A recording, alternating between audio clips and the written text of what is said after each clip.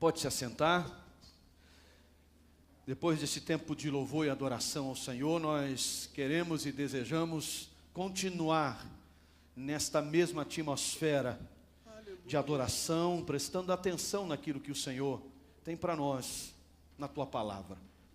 Nós estamos no mês de dezembro e usando o mês de dezembro para falar sobre revisão de rota. Nós estamos falando sobre isso tanto aos domingos, como também às quintas-feiras, falando na necessidade de revisar a rota. A gente, os cristãos, isso ficou meio em desuso nas igrejas evangélicas de uma forma geral, mas as igrejas tradicionais, assim a gente chama, tradicionais porque elas são mais antigas, né, como a metodista, por exemplo, né, que é uma igreja que já tem mais, né, só no Brasil, né, mais de 150 anos. Então, essas igrejas carregam algumas coisas que vêm de mais tempo. Obrigado, Luciano.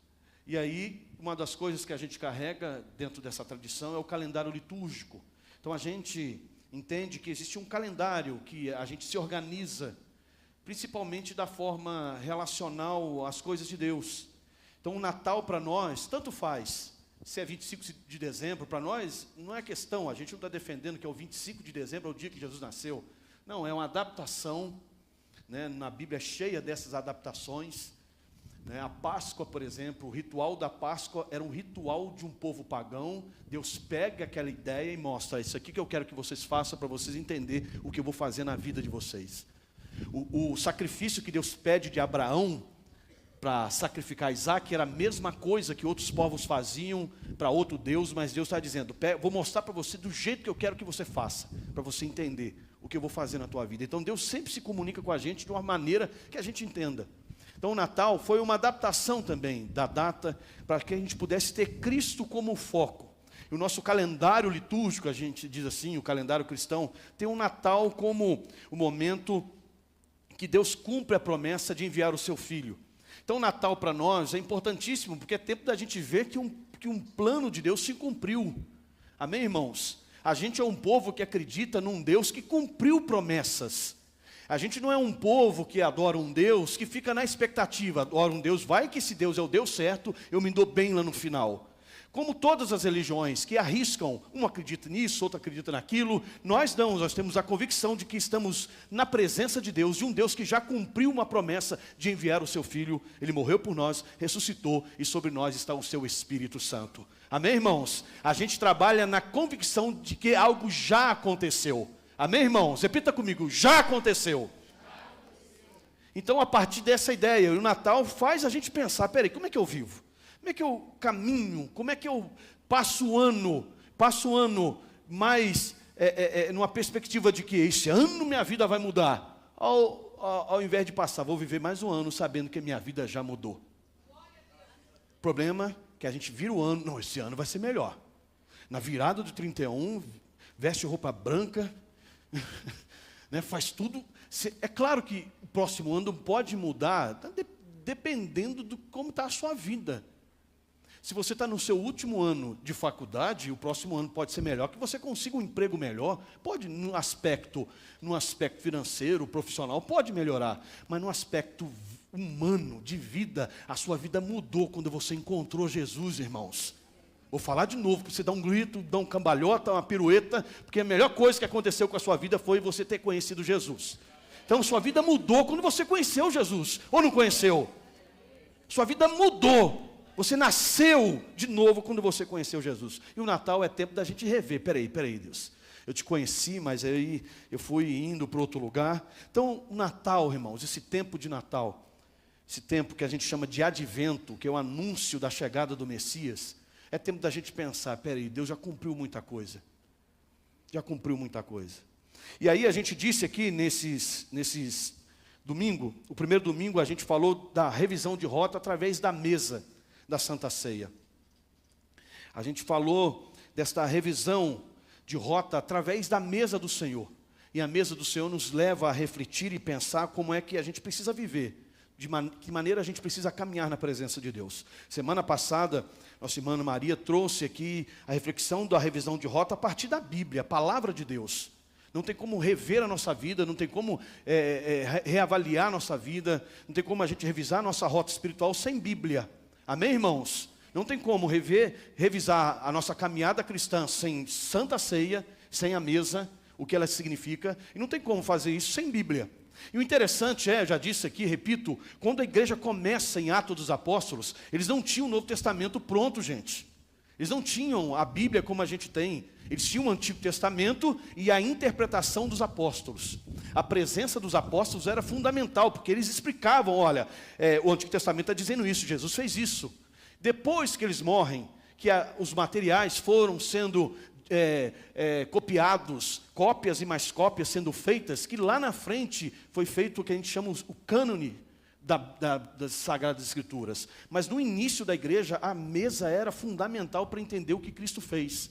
Por isso que a gente precisa viver o que a mesa representa para nós. Então a Bíblia depois, nesse caminhar, ela é estabelecida. Então nós destacamos a mesa como algo extraordinário para nós, para a gente rever nossa rota, e a palavra de Deus. Não tem como não tem como ter uma vida espiritual abençoada se a gente não tem a Bíblia como um livro de fé e prática. Um livro que alimenta a nossa vida. Então a gente precisa ser apaixonado pela palavra do Senhor. E nessa noite, pegando esta ideia, eu quero trazer um aspecto fundamental, que é a oração e o jejum, como forma de revisar a nossa rota espiritual, a nossa caminhada espiritual. Eu convido você a abrir a sua Bíblia comigo em Mateus, o capítulo de número 6. Mateus, o capítulo de número 6. Essas duas maneiras, essas duas formas, essas práticas do jejum, da oração e do jejum, elas são fundamentais para o relacionamento com Deus e para a nossa renovação na nossa caminhada cristã. Então não tem como a gente crescer espiritualmente se a gente não estiver totalmente ligado, embasado, uma vida baseada na oração e no jejum. Então Mateus, o capítulo de número 6, Jesus vai falar sobre esses aspectos.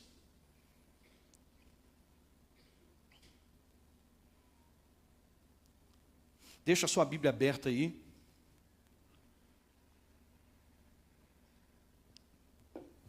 Deixa a sua Bíblia aberta e a gente vai falando e vai mostrando os textos. No capítulo 6, o versículo 1, até o versículo 18, Jesus está conversando com os seus discípulos, tratando algo que era da prática de um judeu piedoso, de alguém religioso naquela época. Tinha 3 coisas que caracterizavam o comportamento religioso daquele povo. A primeira coisa, que a gente não vai trabalhar aqui hoje, mas está aqui no texto, a prática de entregar esmolas, de ajudar os necessitados. Todo bom religioso, todo judeu piedoso, na sua caminhada, ele tinha a prática de ajudar os necessitados. Nós precisamos, com certeza, entender esta dinâmica de que nós estamos aqui para ajudar. Não de uma maneira assistencialista, mas de uma maneira onde a gente precisa entender que existem necessitados por diversos motivos, e nós, como igreja, entendemos que é fundamental ajudar aqueles que passam por necessidade. A igreja é uma agência que ajuda pessoas de diversas formas, tanto social, psicológico, principalmente espiritual, mas a igreja precisa fazer isso. E Jesus então está dizendo, olha, um judeu piedoso, ele entrega esmola, né? Ele ajuda, ele atende, só que vocês precisam entender o seguinte, que entregar essas esmolas, Jesus dizendo lá na sua época, não pode ser algo que glorifique vocês. O que uma mão faz, a outra não precisa saber. E Jesus está dizendo e trabalhando o seguinte, não é fazer para que os homens vejam, porque existem pessoas assim, infelizmente. A gente faz caridade e quer que as pessoas vejam. Para quê? Para que a gente tenha a recompensa do homem. Jesus vai usar diversas vezes isso. O homem viu, então você já recebeu sua recompensa. Mas se você faz porque você é alguém bom e você espera agradar a Deus, faça sem que ninguém saiba disso. Não faça isso como uma propaganda de quem você é. né? Não tem como você levar uma cesta básica para uma família e tirar uma foto. Você já viu alguém fazer isso? Não tem como. Né? Como visitar alguém, enfim, de fazer isso, divulgar essa forma de ajudar alguém, de usar isso como uma propaganda. E Jesus repreende esses homens dizendo dessa forma, não é para fazer, para que vocês possam aparecer, mas é algo do secreto. Versículo de número 4, olha a sua Bíblia. Jesus vai usar essa palavra secreto várias vezes, para que a sua esmola permaneça em segredo. E o seu Pai, que vem em segredo, te recompensará. Nós temos a tendência, né, de querer fazer algo e ser visto. Nós queremos ser lembrados, né? O ser humano tem essa necessidade do reconhecimento. E Jesus está dizendo assim, não é isso. Não é fazer para que o homem veja, é fazer para que Deus possa ver. O seu Deus, que vê você no secreto vai te recompensar. Então, ele trabalha isso. Então, dentro dessa caminhada desses homens piedosos, tinha a prática de entregar ajuda aos necessitados, da vida de oração e a vida de jejum. Esses três aspectos caracterizavam um judeu piedoso. E aí, Jesus chega e fala, agora eu quero dizer para vocês o seguinte, a partir do versículo 5. Jesus vai entrar agora no que a gente vai destacar aqui sobre oração. E quando orardes, não sejais como os hipócritas, porque gostam de orar em pé nas sinagogas e nas esquinas das praças, para que sejam vistos pelos homens. Em verdade vos digo que já receberam a recompensa. A recompensa de quem ora, no contexto aqui, nas praças, de forma para que os homens vejam, ele está querendo reconhecimento do homem, ele está querendo que o homem reconheça a sua religiosidade, a sua santidade. Ele quer que as pessoas vejam, olha que coisa bonita, olha que homem piedoso, olha que homem santo. E aí Jesus vai dizer que essa prática de oração, versículo 6, também precisa ser algo do secreto. Mais uma vez, algo do secreto. Mas você, quando orar, entre aonde, gente? No seu quarto, feche a porta e ore ao seu Pai, que está em secreto, e o seu Pai, que vê em secreto, te recompensará. Então, Jesus está querendo ensinar para os seus discípulos o seguinte, não adianta nada eu ter uma capa de santidade, entrego a esmola e quero mostrar que entrego.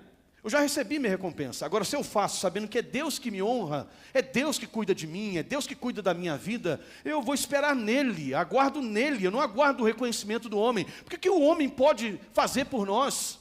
O que o homem pode fazer? A não ser bater palma, reconhecer a gente, entregar algum bem material, mas nos dá uma transformação interior. Somente o Espírito de Deus que habita em nós, que nos conhece no secreto, pode nos recompensar em secreto. Então, Jesus, quando fala de oração, ele também vai usar essa questão. É necessário que vocês vivam na intimidade, no secreto. Então, quando nós vemos Jesus falar de oração, a gente vai ver que a vida de oração, ela é algo importantíssimo na nossa caminhada, porque a oração, ela não pode ser algo que a gente não desenvolva a nossa intimidade com Deus. Quando a gente vê aqui, existem alguns aspectos que Jesus explica sobre a oração. E a primeira coisa que Jesus vai falar é que essa oração não pode ser por um instinto, necessidade. Deixa eu continuar o texto aqui para vocês verem. Ao orar, versículo 7, não empreguem vãs repetições como gentios que presumem que pelo muito falar serão ouvidos. Não vos assemelheis a eles, pois o vosso Pai sabe o que tendes necessidades, antes mesmo que lhe pedirdes. Porquanto vocês devem orar desta forma. Aí ele vai trazer a oração do Pai Nosso, como um padrão de que maneira a gente conversa com Deus. Não uma fórmula de como agradar a Deus, usando palavras que Ele queira ouvir. Não, é uma maneira de se relacionar com Deus. E aí ele vai usar a oração do Pai Nosso como esse padrão de maneira que a gente precisa orar. Mas o que se destaca aqui, irmãos, que eu quero trazer para vocês, é que Jesus vai dizer da oração que não pode ser só por instinto e a oração que não pode for só por intuição. É isso que ele está dizendo aqui. Instinto é, você faz aquilo de forma automática. O que a gente faz de forma automática? Todo ser humano faz: pedir. A gente associou a oração apenas à pedição, porque a gente é automático, a gente pede. Toda religião, quando se associa esse relacionamento com o seu Deus, com D minúsculo, e aí ela fala com esse Deus, tudo está voltado mais à pedição, à necessidade. E pedir, é muito fácil saber pedir quem tem necessidade. Um necessitado sabe pedir. Um necessitado automaticamente consegue pedir. Jesus vai dizer, olha, vocês não precisam fazer como os pagãos fazem, que eles oram na sua ignorância, sem saber com quem estão falando, mas são levados pelo seu instinto, pela sua necessidade. Eles pedem, eles estão precisando de emprego, eles vão pedir, eles estão precisando de cura, eles vão pedir, eles estão precisando de paz, eles vão pedir. O que lhes faltam, eles vão pedir. É natural. E aí existe outro, que é essa questão do religioso, que ora, que a gente chama de intuição. Ele teve uma informação, ele entendeu que ele precisa orar de um jeito para receber a bênção do Senhor, e ele entende aquilo, eu acho que Deus é daquele jeito, e ele ora dessa forma. Ele ora achando que ele merece, por exemplo. A gente vê no nosso meio, muitas vezes, pessoas que acham assim, poxa, eu orei tanto e não recebi a vitória. Porque ele trabalha, pô, orei tanto, eu fiz campanha, subi no monte, eu desci monte, eu fui na igreja, fiz isso, fiz aquilo, e aí a pessoa entra numa dimensão onde ele acha que merece. Porque o religioso corre o risco de achar que merece algo, e quando ele passa por uma necessidade, ele pensa, puxa vida, não é para merecer, não era para acontecer isso comigo, porque eu oro. Não era para acontecer isso comigo, porque eu estou na igreja. E aí a gente começa a estabelecer um relacionamento com Deus de troca. Um relacionamento onde eu faço, agrado esse Deus me dá o que eu preciso. Não é uma relação de entendimento, não é uma relação que Jesus vai chamar, que a gente vai ver na oração do Pai Nosso, uma relação de um alinhamento de relacionamento, de intimidade, de identidade, de revelação. Não é um relacionamento de uma conversa do filho com o seu pai.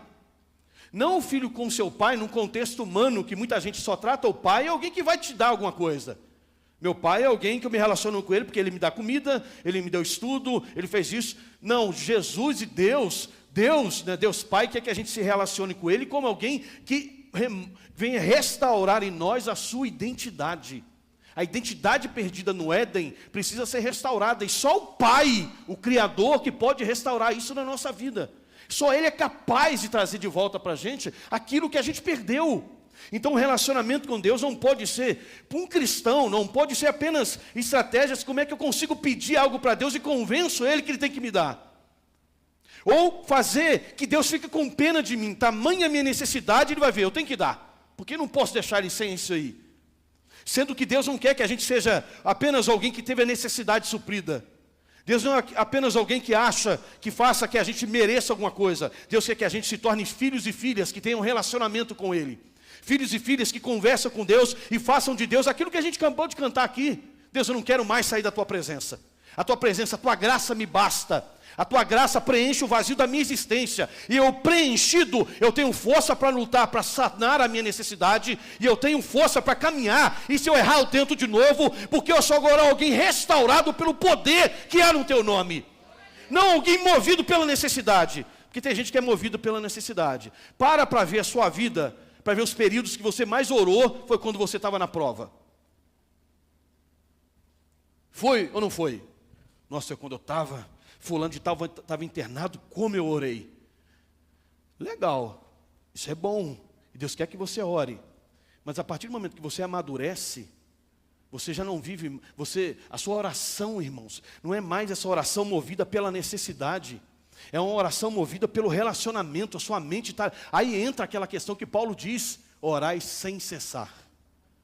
Imagine só, irmãos, o orar sem cessar, falando, me dá, me dá, me dá, me dá, me dá. Orar sem cessar Deus, estou aberto para aprender na Tua presença. Estou aberto para crescer como um filho seu, Deus. Eu não quero perder essa conexão, não quero perder tempo nenhum. Não quero deixar em momento algum minha carne tentar trazer de volta aquilo que eu tinha. Não, eu quero a Tua presença. Eu quero a tua presença, é neste lugar que eu quero ficar, é neste lugar de crescimento. Porque, irmãos, quando isso se estabelece em nós, irmãos, escute só, quando a gente cresce nisso, tem coisa que a gente nem precisa pedir mais, que Deus já entrega para a gente sem a gente pedir. Amém, gente?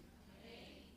Ou você acha que a gente tem que pedir desesperadamente até convencer Deus que Deus tem que dar? Porque, irmãos, imagine só, estou numa luta, numa peleja, e eu adorando a Deus, eu creio que Deus está cuidando de mim. Mas imagina o tempo todo uma desconfiança, achando que Deus não pode fazer, eu tentando convencer Deus. Deus, você lembra? O problema quando Jesus fala assim, olha, usa o caso da mulher que insiste, né, do juiz que se rende de tanto implorar. Jesus está falando da persistência na oração. Uma pessoa, pela sua necessidade, ela insiste naquilo sem ter certeza que vai conseguir. Nós temos a certeza que Deus responde. Nós temos a certeza que Deus fez, está fazendo. Se Deus está fazendo, a minha oração agora, eu posso pedir, irmãos, é claro que eu posso pedir, mas a minha oração agora é uma oração de relacionamento. É uma oração de conversa. Uma oração onde eu me aproximo de Deus. Uma oração onde eu consigo ser amigo de Deus. Onde eu avanço, eu saio da condição onde eu olho para Deus e só peço. Porque se isso for oração, irmãos, a gente está tratando Deus como nosso servo. Se oração só for pedir e Deus responder, Deus virou meu servo. Ih, rapaz, furou o pneu do meu carro, Deus. Se isso só for o que me move na minha oração, não o relacionamento, eu entendi a oração errado. Jesus não causa um confronto com você quando você... Olha a sua Bíblia, irmãos. Olha a sua Bíblia no versículo... Deixa eu pegar aqui.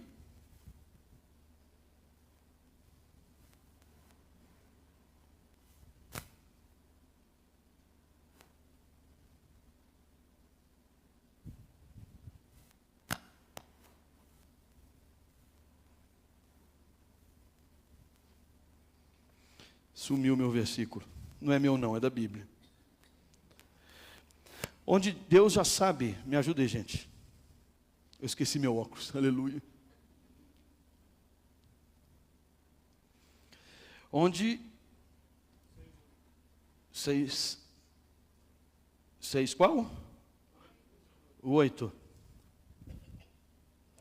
Não vos assemelheis a eles, obrigado, Pedro, pois o vosso Pai sabe que tem necessidades, antes mesmo de você pedir. Espera aí. Antes de eu pedir, Deus já sabe que eu tenho necessidade. Está escrito aqui, não está, gente? Antes da gente pedir, Deus já sabe. Você pode dar glória a Deus por isso? Não, glória a Deus muito xoxo, irmão. Meu Deus do céu. Você crê que Deus sabe da sua necessidade? Glória a Deus? Então por que você ora então? Se Deus já sabe que você precisa. Por que você ora? Vou falar de novo, gente. Faz uma cara de quem está entendendo, aleluia. Você entendeu que Deus já sabe da sua necessidade? Quando eu entendo, peraí, quer dizer que Ele já sabe? Na verdade, a oração vai tirar de mim a ansiedade dessa insegurança que parece que Deus não sabe que eu estou enfrentando. A minha oração vai ser no sentido de confiar nesse Deus que eu caminho com Ele. É claro que dentro da caminhada com Ele eu vou pedir, a gente pede.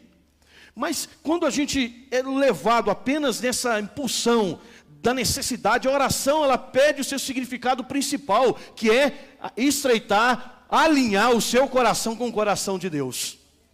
Amém, irmãos? Nesse tempo de rever a rota, a oração faz que você se alinhe à presença de Deus.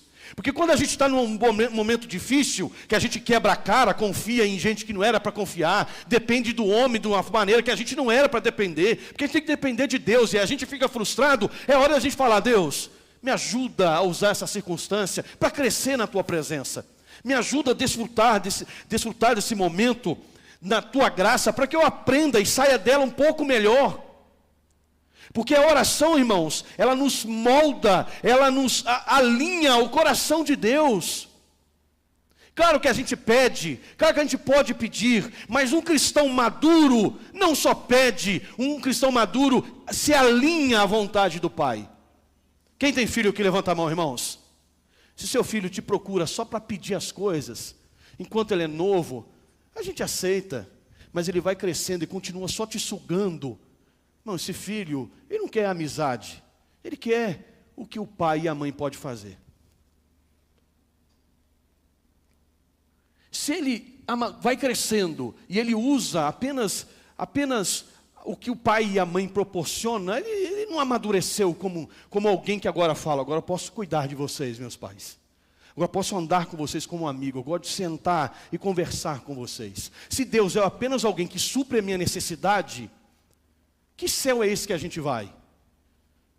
Um céu onde o relacionamento é o fundamental. E tanto é que Jesus, quando fala de oração, ele fala de secreto. Secreto é intimidade, secreto é relacionamento, secreto é aquele momento que ninguém vê, é você aquela pessoa, você conhece os defeitos, conhece as qualidades, e é aquele momento que a gente precisa cultivar como cristãos. O problema é que a gente quer viver uma vida de oração e a gente só consegue orar em público. A gente não tem o momento da porta fechada, aquele momento de conversar com Deus, onde a gente rompe as conversas e vai além das necessidades, vai no sentido, Deus, me ajuda, abre o meu entendimento, abre o meu coração para entender a Tua vontade, Deus. O Senhor já realizou tanta coisa, a Bíblia diz, meu Deus, a Tua palavra diz que o Senhor já sabe das minhas necessidades, mas o que falta em mim às vezes é descansar e saber que o Senhor sabe de tudo que eu preciso. Mas eu não consigo confiar, eu não consigo descansar, eu vivo numa ansiedade miserável, eu não consigo confiar, toda hora eu coloco na sua mão e tiro, coloco na sua mão e tiro, porque eu quero do meu jeito, quero da minha vontade, ao invés de se render. A oração, irmãos, é intimidade. Quanto mais intimidade, quanto mais perto estamos de Deus, mais nós conhecemos o seu jeito de agir e mais descansamos no seu cuidado. Como diz a palavra, lançando sobre Ele toda a vossa ansiedade, porque Ele tem cuidado de você. A oração é uma conversa entre amigos. E a oração que Jesus está ensinando para os judeus não é uma oração no aspecto coletivo, ela é importante. A gente pode falar da necessidade de a gente orar junto, porque a gente ora alto para o irmão poder dizer amém. Mas aqui o texto está dizendo do seu caminhar, do seu cotidiano, onde você conversa com Deus dia a dia, e não usa a oração como algo para ser visto pelos homens. A oração, o dom, o presente que Deus te deu da oração, é para que você possa ter intimidade com Deus. Intimidade com Deus. E aí nessa caminhada, a oração precisa nos levar para esse nível de relacionamento, de intimidade, de identidade e de revelação. A gente supera o instinto, onde eu oro, onde eu peço, só peço, que pedir, irmãos, pedir, a pessoa nem precisa estar na igreja para pedir, porque para pedir todo mundo sabe, o cara não precisa nem ser crente para aprender a pedir. É instinto, é natural. E a igreja vem mostrar que a oração, os cristãos vêm mostrar que a oração é muito mais do que pedir. Oração é conversar com Deus. Oração é ter intimidade com Deus. Oração é muito mais do que uma capacidade que a gente consegue pela nossa santidade, como o texto vai dizer aqui, aqueles homens que oram na praça e mostrando a sua eloquência ao falar em público. Jesus está dizendo, não é isso. Oração é ter intimidade, é entrar no seu quarto, fechar a porta e conversar com Deus, ou melhor, conversar com seu Pai. Tanto é que ele vai usar a oração do Pai Nosso para mostrar a maneira de orar, a maneira de conversar. Pai Nosso que estais no céu. Pai Nosso. Eu não tenho dificuldade, irmãos, com pessoas que de repente têm dificuldade de orar em público. Tem gente que não tem. Não, você tem que orar. Não, tem que orar, vou ensinar. Amantíssimo Deus. Né? Você começa a colocar. Tem gente que ele é tímido, não é. Não, cara, não gosta de microfone, não é meu. Beleza, irmãos. Beleza. A questão é, você sabe conversar com Deus? Você conversa com Deus, você tem intimidade com Deus? Se você tem, irmão, é só a vida com Deus. Tem gente que não precisa orar na frente.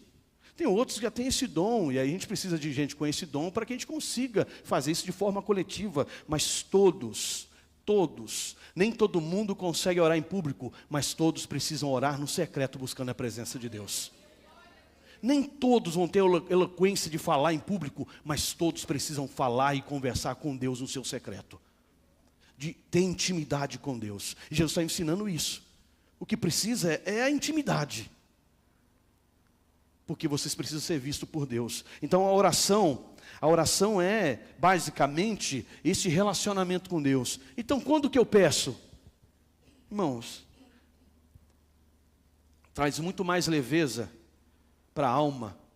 Traz muito mais leveza para a alma quando você descobre que quando você não precisa ficar pedindo desesperadamente, porque quando você tem certeza que Deus está cuidando de você. Você pode ter certeza disso. Quando você descobre que antes de você pedir, Deus já sabe da sua necessidade, você aguarda a vontade de Deus. Mas quando a gente não quer a vontade de Deus, a gente fala, Deus, não, Deus, isso aqui, Deus está apontando para lá, a gente quer isso aqui. E aí a gente entra na nossa cegueira espiritual, e a gente começa a achar que é isso aqui para nós, a gente vai criando convicção que é isso aqui, e aí a gente tampa os ouvidos para aquilo que Deus quer fazer na nossa vida. O religioso é assim, ele vai na sua intuição, no seu entendimento, é isso aqui, eu aprendi assim, é assim que tem que ser, ele deixa de ouvir o que Deus pode fazer, o que Deus pode realizar. Se ele estiver focado, desesperado, mais do que receber a resposta direta daquilo que eu preciso conhecer a vontade de Deus para a minha vida. E a oração é uma ferramenta para a gente conseguir ver qual é a vontade de Deus para as nossas vidas. Se eu não oro, se eu não tenho vida de oração, eu não consigo entender o que Deus tem para a minha vida. A oração se torna, como John Wesley, em uma das suas frases, vai dizer que a oração é como o ar. Se eu não respirar, eu morro. Então, como cristão, se eu não orar, eu também morro. Preciso orar. Por isso que a oração é algo que tem que estar na nossa caminhada. Seja dentro de casa, seja onde for. Não um lugar. Eu estava vendo na rádio, ouvindo a rádio, e aí as pessoas falando, se as pessoas gostam de subir ao monte, o que vocês acham? Aquela coisa toda. E muita gente vai mistificando, né, ao invés de ser um momento de você separar e ter um lugar para falar com Deus. Ou um lugar onde você vai com o seu irmão para orar junto. Pode ser um monte, pode ser a casa, pode ser a varanda, pode ser um terraço. O que importa é que a gente está orando, a gente precisa orar. E se você ainda não sabe como orar, continue orando, porque o que não pode é parar de orar. Fala, Deus, ainda eu peço muito, mas eu quero aprender, oh Deus, a desenvolver essa conversa contigo, além das minhas necessidades. Só não pode parar de orar, mãe. Amém, irmãos? Não pode parar de orar. Aí você vê, nossa igreja, a igreja metodista tem a liturgia do culto que começa com adoração. Adoração é rendição. Adoração é olhar para Deus e esquecer da gente. Mas a gente vê, vamos fazer uma oração de adoração. Fala, Senhor, abençoa o culto. Abençoa os irmãos que estão vindo, aqueles que não vão vir, pega eles. Aqueles que estão aqui, renova. Ao invés de falar, Deus, não dá tempo nem de pedir. Mas a gente é tão focado que a gente só pede. Uma das coisas que a gente faz bonita quando está a mesa diante de nós. A mesa, aquele frango assado, aquela macarronada, aquela maionese, né? Aquele suco natural de abacaxi. Aí você olha e fala, Senhor, abençoa. Repreende. Ao invés de falar, Senhor, é gratidão, Senhor, é pela tua graça. Não, a gente já pede aquilo que está ganhando, gente. Já está ganhando e pede de novo. Você está ali porque já está abençoado. Dá graças a Deus, agradeça. A gente já pede em cima daquilo que já tem. Deus abençoa o almoço, repreende, amarra, né? E aí a gente tem essa questão da pedição, de pedição. Irmãos, não é para parar de pedir, mas é para diminuir um pouco. Não é para parar de pedir, mas é para cantar isso aqui. Paulo ora, a gente não sabe que enfermidade Paulo tinha. São discussões enormes ali. Mas aí Deus responde, a minha graça te basta. Sabe que a noção dos pedintes, daquele que vive só pedindo, é quando Paulo recebe isso, dá aquela murchada, sabe? Doido para receber um milagre, pedindo, e Paulo insiste em pedir, e aí de repente Deus responde, a minha graça te basta, Paulo. Aí parece que escuta isso, parece que Paulo murchou, fez, puxa vida, Puxa vida, eu fiz a campanha derrubando 7 gigantes, 21 mergulhos na mão, fiz tudo e a sua graça me basta. Ao invés de falar, minha graça está se aperfeiçoando na sua fraqueza, Paulo. Está doendo, mas você está crescendo. Está doendo, mas você está amadurecendo. Ou seja, a gente já alcançou um nível onde a gente é maduro o suficiente para ouvir assim, olha, não vai receber, mas você vai ser aperfeiçoado nesse momento. Não vai receber do jeito que você quer, mas você vai ser aperfeiçoado nesse momento. Aí a gente é tão maduro para ficar, puxa vida, vou ver uma igreja onde faz isso. Vou procurar um lugar onde vai me dar aquilo que eu quero. Ao invés de ficar impactado de ouvir, olha, eu estou fazendo algo muito maior do que você está pedindo. Não é isso que está escrito? O Espírito Santo geme por nós. O que é isso? É tipo assim, o Espírito Santo vendo você orar e falando assim, oh meu Deus, não é isso não. Não, Senhor, não é isso não, não é isso não. Não, não. O Espírito Santo falou, não é isso que ele precisa disso. E aí você orando errado, e o Espírito Santo, não, pai, ele está precisando disso.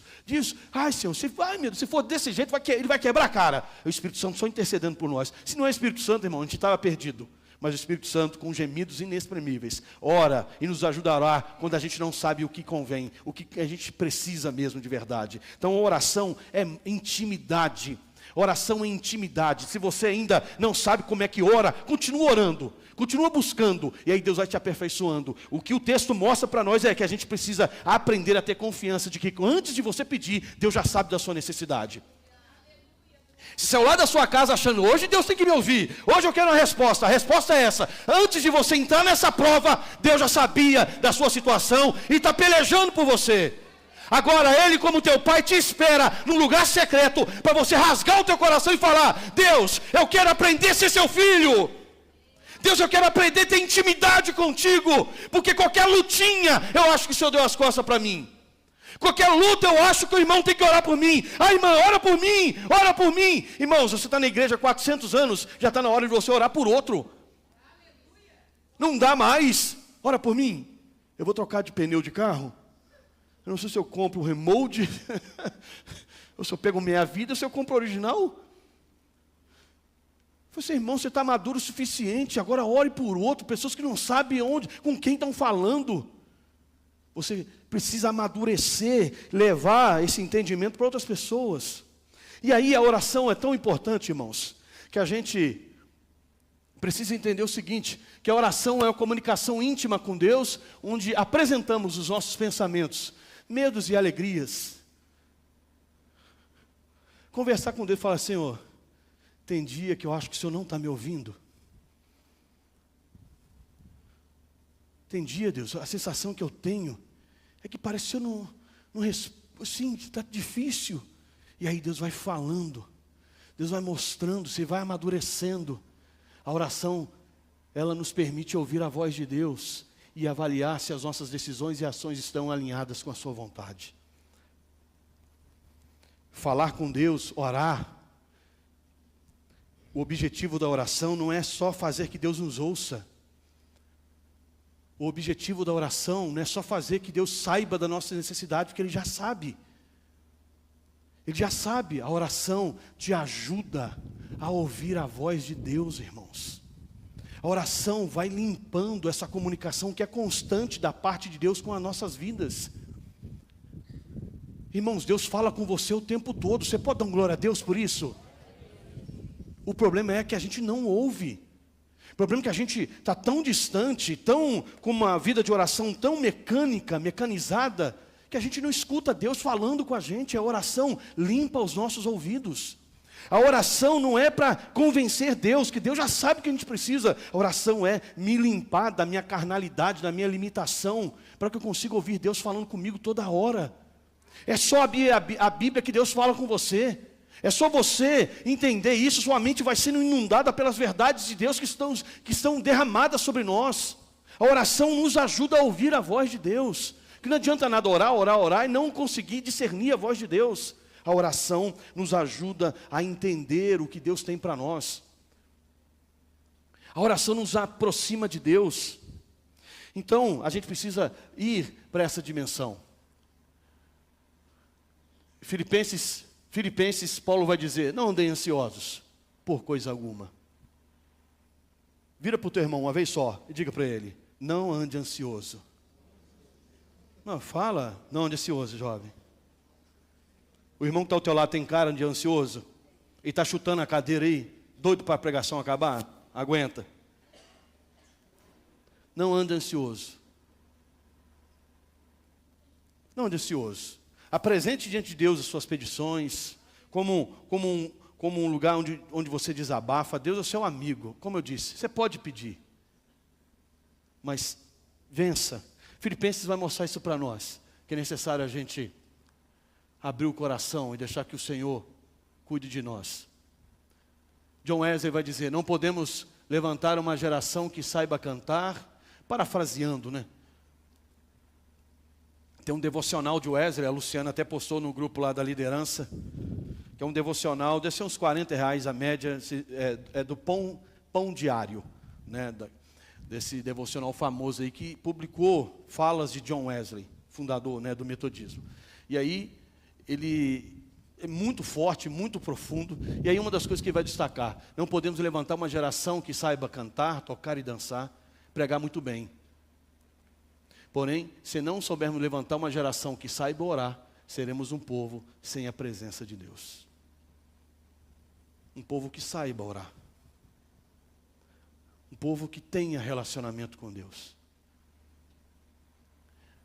E aí, o texto, olha a sua Bíblia aí, no capítulo 6, no versículo de número 16, Jesus vai falar de jejum.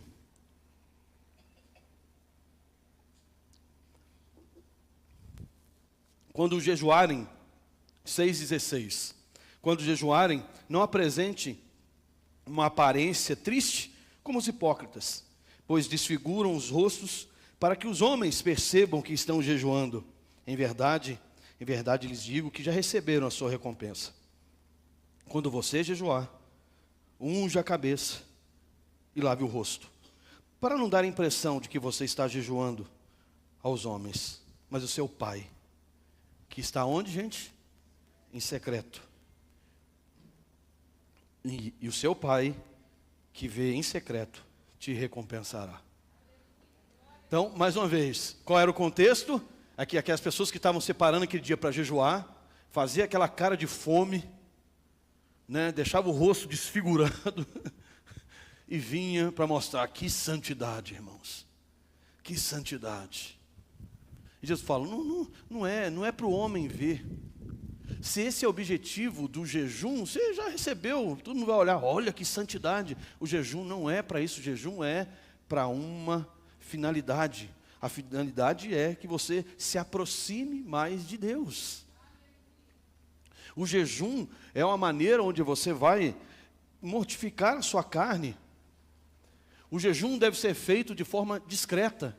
O jejum não era para impressionar os outros, mas para agradar a Deus. E deve ser um ato íntimo entre nós e Ele, sem ostentação. Diferentemente, quando a gente faz um jejum coletivo, a igreja dentro de um propósito, a gente vai ver isso na Bíblia. Mas o jejum é uma renúncia voluntária, uma renúncia de alimentos, outras práticas para focar em Deus e fortalecer a sua fé. Se, por exemplo, a rede social te atrapalha a ler a Bíblia, você pode fazer, não, eu estou precisando. É uma maneira de você conseguir focar no quê? Ler a Bíblia. Agora, vou parar de ver rede social porque eu quero trocar de carro. Aleluia. Irmão, tem gente que troca de carro, nem Deus eles adoram. Nós como cristãos, nosso foco não é trocar de carro. É bom trocar de carro, tá, irmãos? É ou não é? É bom ter um carro, já é um começo. Já é um começo. Mas o nosso foco, irmãos, não é trocar de carro. Se a rede social te atrapalha a crescer na intimidade com Deus, aí vale o jejum. Se a Coca-Cola te atrapalha a crescer com Deus, tire a Coca-Cola. Agora, vou parar de beber Coca porque eu quero comprar, eu quero ir para o Nordeste no final do ano, fazer um voto. Irmão, isso não é jejum. Você acha que vai agradar? Deus tanto faz se você bebe Coca, se você bebe Sprite, se você bebe Guaraná Mil. Deus, você se toma conta de sua saúde aí, vigia. Aí, não, quero agradar a Deus. Agora, se aquilo me atrapalha ler a Bíblia. Se isso me atrapalha a orar, ter intimidade com Deus, eu vou ficar um tempo sem fazer. Até eu ter domínio sobre isso. Igual, por exemplo, se você não tem domínio sobre o seu celular no culto, para ler a Bíblia, porque hoje a Bíblia é no celular. Por exemplo, eu uso só a tecnologia hoje. Eu sou moderno, aleluia, obrigado. Então, agora, se você está aqui, na mesma hora que você está ouvindo a pregação, aí acende, aí vem informação, mensagem no WhatsApp. Não, se você não consegue controlar isso, não usa a Bíblia no celular, traz ela, né, igual o Fernando traz. Cada dia o Fernando traz uma Bíblia maior do que a outra. Aleluia. Não é, ué, então você, não vou fazer isso, ué. Agora, se você tem controle, beleza. Mas a maioria, irmão, não tem. Você está pregando aqui, a pessoa está lá assim no WhatsApp. Deixa eu ver se tem notificação. Então, o jejum é você abrir mão de algo que te atrapalha a chegar próximo de Deus. Só que jejum, olha só, jejum não pode estar desassociado à oração. Não existe jejum sem oração, irmãos. Vou fazer um jejum, fico o dia inteiro sem comer, mas não oro, não converso com Deus, só fez dieta, sei lá como é que fala, não é dieta, é o quê? Só ficou sem comer. É dieta, vou ficar sem comer de manhã, aí não conversa, não fala com Deus, e acha que o jejum vai agradar a Deus. Vai, Deus, olha, o que me agrada, a sua vida me agrada. O jejum não valeu de nada para você, porque você não orou, você não cresceu, você não me ouviu, não parou para meditar, não leu Bíblia nenhuma. O jejum tem que estar associado à oração. Igual eu falei, todo mundo, oração é mandamento, jejum é voluntário. Jejum vai ser dentro da sua realidade. Porque tem gente hoje, pela saúde, ele não pode ficar muito tempo sem comer. Então essa pessoa não vai ter intimidade com Deus? Vai, se ela orar, se ela ter vida de oração. Aí nessa vida de oração, ela usa o jejum para te ajudar a orar melhor, o jejum vai ajudar. O jejum é uma ferramenta para te ajudar a orar melhor. Porque o jejum, você vai estar lutando contra a carne e você não vai orar aquilo que a carne quer. O jejum é um desenvolvimento do seu domínio próprio, do seu controle. E aí você usa o jejum para orar direito. Não um jejum onde você faz uma troca com Deus para dizer, ficar sem comer para ganhar isso. Isso não é jejum. Jejum é, eu vou aprender a vencer a minha carne, para que quando eu orar, eu falo, Senhor, é isso aqui que eu preciso. É isso aqui que eu necessito. É isso aqui que eu preciso na tua presença. Eu preciso de entendimento, preciso de sabedoria. Eu não preciso disso ou daquilo, porque eu estou abrindo, minha carne foi confrontada, a minha alma foi tocada pela tua presença. Usei o jejum para crescer e hoje eu consigo orar melhor. O jejum é uma ferramenta que ajuda a gente a orar melhor. Não uma ferramenta apenas para me conseguir aquilo que eu quero. Eu quero uma casa própria, faz jejum. Agora é claro que o jejum, ele foi usado por diversas vezes nas Escrituras como um ato para decisões difíceis, para momentos difíceis, para momentos de decisões que a gente fala assim, rapaz, a gente não sabe muito bem o que fazer. Não é algo porque se a gente toda hora, toda decisão, a gente tem que jejuar, que hora que a gente amadurece? Que hora que a gente assume, não, eu vou tomar decisão sabendo dos riscos, que é isso ou aquilo, é isso, assumir isso. Agora, tem decisões que a gente fica sem saber o que fazer. Então, a nação de Israel, por algumas vezes, teve dificuldade. A gente vai ver isso lá em Esther 4,16, mostrando ela tendo que encontrar com o rei para uma causa em favor do povo. E aí a nação ora, a nação vai jejuar. Em Atos 13:2, numa decisão de enviar alguns homens para fazer a missão, eles não sabendo muito bem o que fazer, algo sério, coletivo, algo que estava em jogo, a obra do Senhor, e aí eles jejuam para que não possam fazer aquilo que não é para ser feito. Agora, eu vou fazer coisas do cotidiano, eu preciso amadurecer, e a oração me faz amadurecer para, muitas vezes, eu tomar a decisão que eu preciso tomar, e assumir. Jejum, irmãos, jejum é dominar a carne. Jejum é dominar a carne. E jejum não pode ser feito algo num sentido apenas particular. O jejum precisa ser algo que mude, que seja algo que traga transformação para o outro, um sacrifício que seja bênção para o outro, não algo só egoísta, algo onde eu quero receber aquilo para mim. E lá no Antigo Testamento, Isaías 58 vai mostrar para nós que o jejum que ele queria era um jejum que fosse desse sentido aqui, olha. Esse é o jejum que escolhi, que soltei as ligaduras da impiedade, desfaça as ataduras da servidão, deixe livres os oprimidos e despedaces todo o jugo. No capítulo 58 de Isaías, Deus está dizendo, vocês estão fazendo jejum tudo errado. Isso quer jejum para vocês, ao invés de ser um jejum onde vocês estão abrindo mão, pedindo que Deus leve a gente a desfrutar e conhecer a vontade de Deus. O jejum quer que a gente faça isso.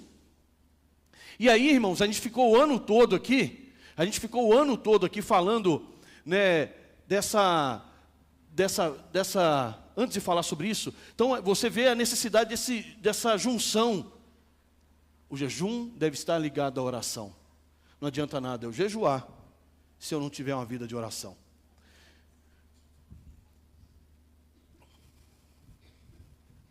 Travou aí para me ver.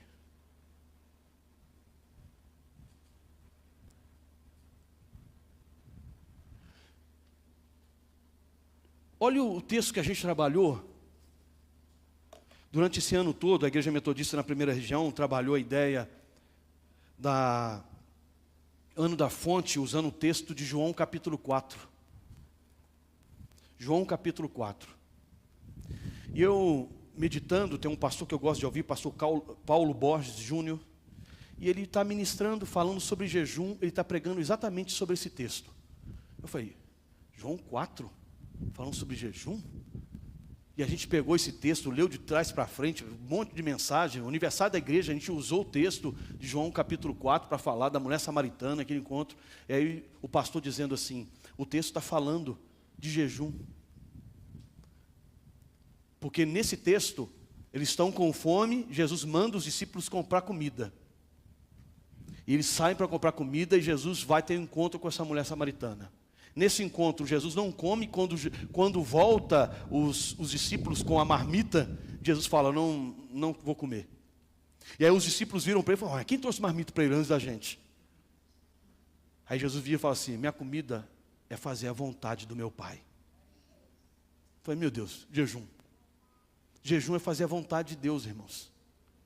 Nesse encontro, Jesus pediu água e não bebeu água. E conversou com aquela mulher e não bebeu água, nem a mulher pegou água para ela e voltou para a sua cidade.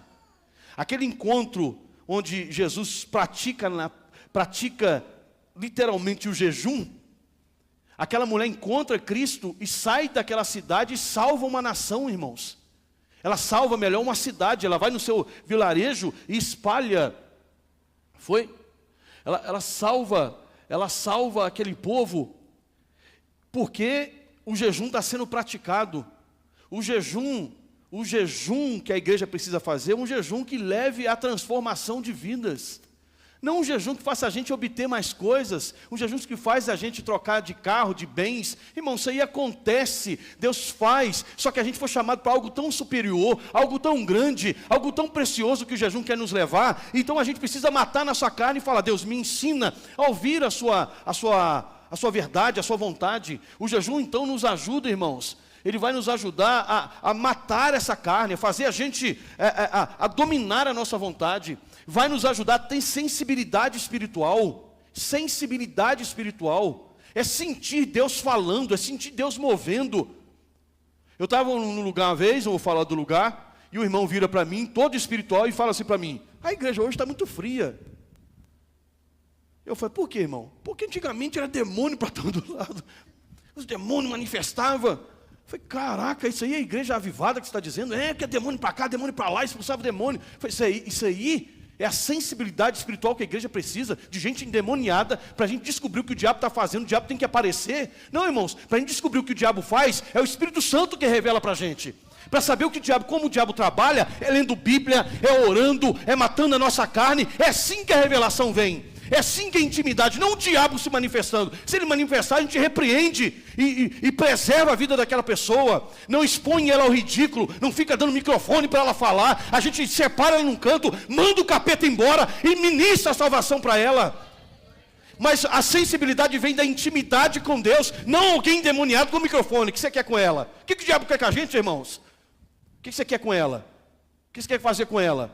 Então, o jejum e a oração faz a gente ser sensível ao Espírito Santo. E se existe alguém delicado e gentil, é o Espírito Santo que mora na sua vida. Ele não arromba você, ele não vem ele não te atropela, ele vai conversando com você. E se você não tiver sensibilidade, você continua sendo a mesma pessoa. Gente, isso é muito doído.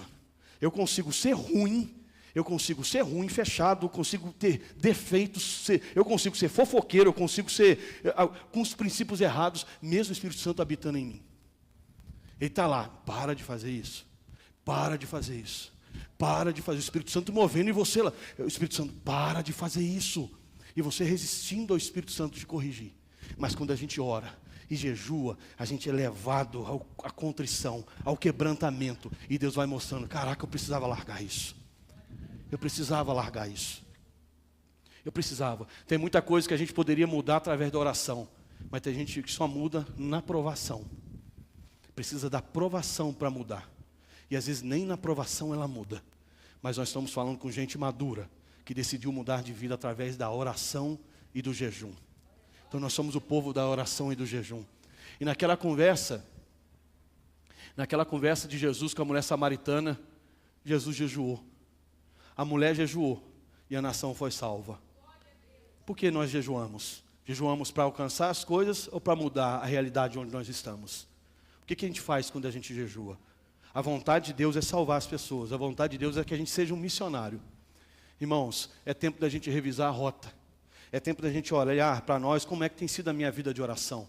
Quando eu venho aqui orar, eu venho mais para mim ou venho por alguém? Será que eu consigo orar? Será que eu amadureci na oração onde eu venho aqui para orar junto, porque eu sei da necessidade de orar junto? Ou você só consegue orar quando você está aqui? Em casa não tem vida de oração, não tem vida de intimidade, você não jejua, você não mata a sua carne. Como é que a gente vai revisar a rota? Como é que eu vou saber para onde eu estou indo se eu não oro? A oração e o jejum devem ser vividos com o coração de filhos apaixonados por Deus. Então, alinhar o nosso coração à vontade de Deus, fortalecer o nosso espírito para enfrentar os desafios, fazer a diferença na sociedade onde nós estamos inseridos. Deus deseja abrir os nossos olhos. Jejum abre os nossos olhos. Abra sua Bíblia aí para a gente encerrar. João capítulo 4. João capítulo 4. Pessoal do louvor, por favor, corre aí.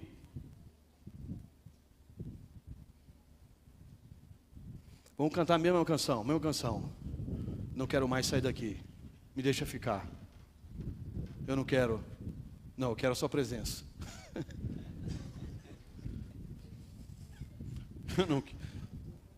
João capítulo 4, versículo 35. João 4, 35. Os discípulos estavam com a mente humana. Olha só, gente. Os discípulos estavam com a mente humana. O jejum, a oração abre os nossos olhos. Amém, igreja? A intimidade com Deus abre os nossos olhos. E Jesus, depois de operar aquilo e de manifestar a salvação daquela mulher samaritana, Jesus vai dizer assim, ó: não dizeis que ainda há 4 meses até a ceifa? Dentro do calendário humano, não era ainda o tempo de colher, porque os campos ainda não estavam brancos. Então ele vira para os discípulos e fala: vocês não estão olhando o campo e na sua visão humana, vocês estão vendo aí a realidade, e vocês falam, né, no conhecimento de vocês, que ainda falta 4 meses para a ceifa. Aí Jesus gira e fala: presta atenção, gente, Jesus vai dizer assim, João 4:35, eu porém vos digo, erguei os vossos olhos e vede os campos, pois já branquejam para a ceifa. Ou seja, Jesus está dizendo assim o seguinte: abra os seus olhos, não enxergue com os olhos naturais, que segundo a expectativa humana, vocês acham que ainda não chegou o tempo, mas eu estou dizendo para vocês, que já chegou o tempo de vocês colherem.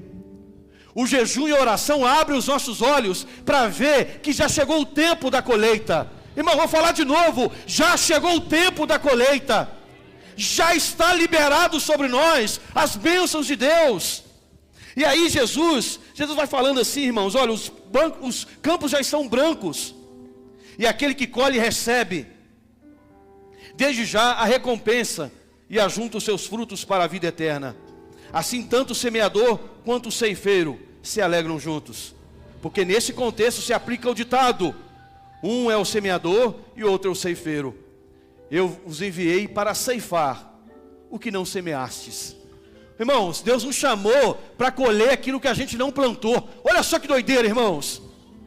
Deus está dizendo para mim e para você: igreja, olha só, gente. Deus está dizendo para a gente: eu separei você para colher coisa que você não teve condição de plantar.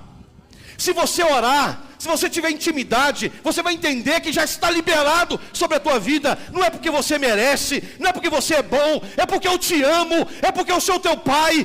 Você agora se tornou meu filho, e eu te capacitei, te entreguei um campo pronto para você colher.